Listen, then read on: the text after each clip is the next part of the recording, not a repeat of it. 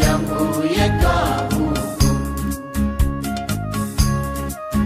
Kenjaku kelang selaka leher Ede utia ucong Kenjaku kelang selaka leher Ede utia ucong Snayung ime dupati step Unsnya uyay chitong Snayung ime dupati step Unsnya uyay chitong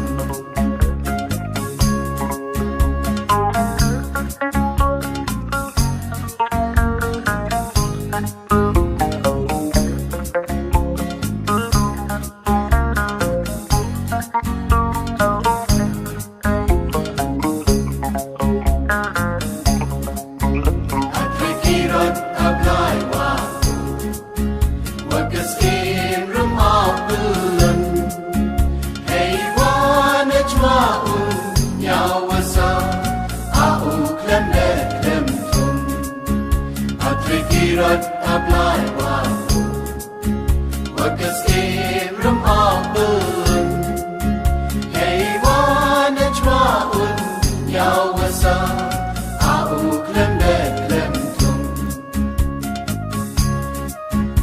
Uchong ha berkai, uchong ha mender, kamun yata bureneng.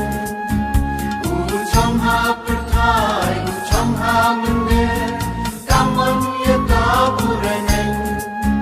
Dalam inyong katang notang tri, uli melacak. Dalam